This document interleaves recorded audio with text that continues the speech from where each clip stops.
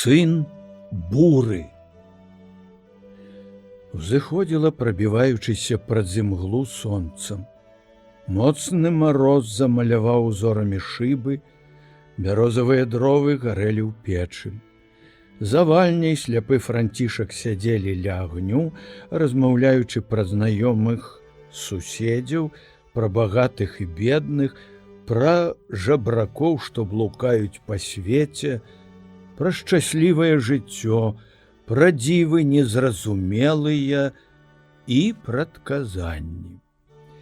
«Зімою, — сказаў Завальня, — заязджаюць да мяне людзі, і толькі ў гэтую пару маю выпадак, каб мне хто-небудзь распавёў, што дзеецца на свеце. А ўвесну і ўлетку жыву тут, як пустэльнік. Бачу вакол ваду і цёмныя лясы, рог паляўнічага і стрэлы, часам толькі даносяць вестку пра блізкіх гасцей. З лясоў выходзяць сюды на адпачынак з гуртамі лоўчых панічы гэтых краёў, але ад іх не пачуеш такога, што магло б заняць думку. Іх размовы толькі пра сабак і коней.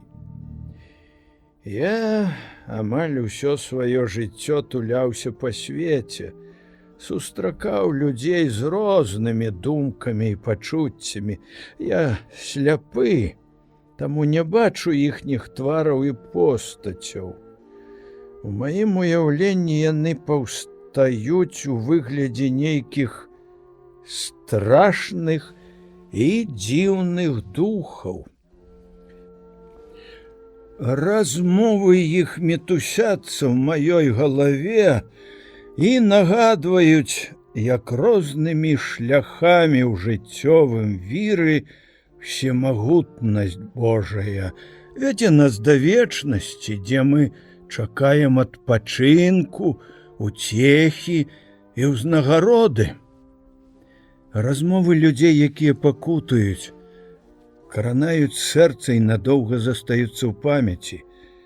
І як сумна слухаць показкі тых паноў, якія, жывучы заўсёды сярод вясёлых забаваў, хочуць паказаць свой розум і іншых пацешыць. Я колись сустрэў падарожжы пілігрыма. Не ведаю, хто ён быў і адкуль, які называў сябе сынам буры. Ад яго я даведаўся, што ў жыцці паспытаў ён гора на ўсю поўніцу, але не правіннасць хвалявала і не давала спакою ягоным думкам, а іншае разуменне шчасця. Ці расказваў ён пра сваё жыццё? Дзіўны нейкі чалавек называў сябе сынам буры. Ён гаварыў са мною некалькі гадзін. Мусіць, цікавая была размова? Ну, то раскажу, як было. У дарозе напаткала мяне бура. Лінуў дождж, падзьмуў моцны вецер. Мой павадыр, не ўбачыўшы нідзе блізка ані карчмы, ані вёскі, пагнаў коня да густога лесу, каб прынамсі схавацца ад залевы пад дрэвамі. Шумелі вакол лес і дождж з градам. Стрэлы перуноў наводзілі трывогу. Я, накрыўшы галаву плашчом, пад шатамі густой яліны прамаўляў малітвы. «Нехта стаіць недалёка ад нас», — сказаў мой спадарожнік. Вандруе ён пеша, у бурцы, за спінаю хатулёк. Успёршыся на кі, пазірае ў неба. Здаецца, грымоты і маланкі не палохаюць яго, а забаўляюць. Твар апалены сонцам, але бледны, нібыта змучаны доўгім падарожжам. Можа, чужаземец, які вандруе праз Беларусь далей на поўнач. З буркі льецца вада, ён, здаецца, на гэта не зважае. Па дарозе ідзе ціхай ступою да нас. Пэўна, гэта ў яго не першая бура, сказаў я. Прызвычаіўся да нягодаў. Пілігрым, пачуўшы мае словы, адгукнуўся. Не першая для мяне гэтая бура. Прызвычаіўся да нягодаў. Яшчэ болей скажу. Люблю слухаць шум ветру. Люблю глядзець на хвалі чорных хмараў і на пажары перуноў. Падышоў да мяне і кажа: я бачыў справа ад гэтых лясоў на гары мураваны палац. Ці не ведаеш, чый гэта маёнтак? Я не тутэйшы жыхар, да таго ж сляпы, усё схаванае ад мяне. Сляпы. Жывеш на свеце, не бачыўшы свету. Маркотнае такое жыццё. Што ж рабіць? Бог паслаў гэтае няшчасце. Трэба цярпліва трываць. А ці ўмееш цярпліва трываць? О, тады ты шчаслівы. Я такім быць не магу, хоць вандрую па ўсім свеце адзін, без павадыра. І што ж пагнала цябе ў далёкае падарожжа? Так мне наканавана. Калі б ты меў вочы, сляды пакут на маім твары, шмат сказалі б табе пра маё жыццё. З якіх ты ідзеш краёў? І як завуць цябе? З далёкіх краёў. А імя маё сын буры. Дзіўнае імя. Няма тут нічога дзіўнага. У багатым палацы, абкружаным мноствам лёкаяў і лісліўцаў, жыве сын шчасця. Ён ясны і халодны, як кавалак золата, з пагардаю пазірае на сваіх падданых, якія мусяць, як пчолы, дзеля яго выгоды і ўцехі, збіраць па лугах мёд. У хаце пад саламянаю страхою жыве сын цярпення. Для яго свет пакрыты суцэльнаю мглою. Ён усім сэрцам прывязаўся да таго кутка зямлі, які корміць яго і апранае. Я сын бацькоў, гнаных бураю і неспакоем. Мой бацька не разарваў жалезных кайданаў, якія колькі год упіваліся ў яго рукі і ногі.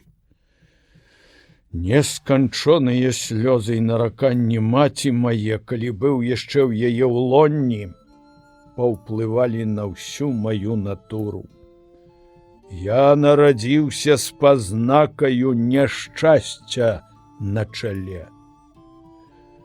Ты падобны на тую плачку, сказаў я, пра якую чуў, што нядаўна з'яўлялася ў розных мясцінах, заломваючы рукі, заліваючыся слязьмі.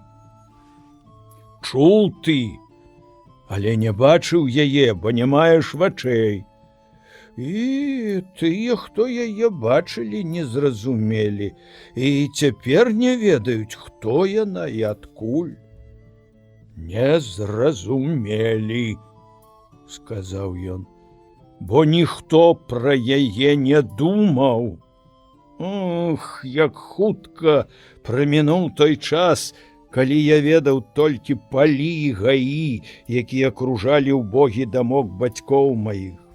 Любіў самотна блукаць па гарах і лясах, кожнае дрэўца і красачка жывілі мае мары.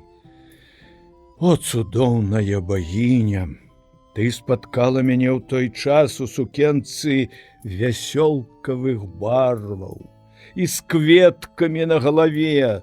З высокіх гор показала ты мне далёкі свет, над якім пад аблокамі луналі арлы. З таго часу гэты цудоўны малюнак заняў усе мае думкі і жаданні. Вырашыў я высока, далёка ляцець і пабачыць, што дзеецца на свеце. Але, ах, ты знікла з маіх вачэй, і я блукаю паволі буры. І хто ж была тая багіня, пра якую ты ўзгадаў цяпер? Тая самая, якую ты называеш плачкаю. Дык ты яе ведаеш? Я наведаў далёкія краіны, сярод чужога народа яе тужлівы голас заўсёды гучаў у маіх вушах. Пераплываў моры, шумныя хвалі не маглі заглушыць яе журботнага спеву. Усюды яна была маёй адзінаю марай. Ну, вось ужо вецер разагнаў аблокі. Бывайце, да захаду сонца я буду далёка.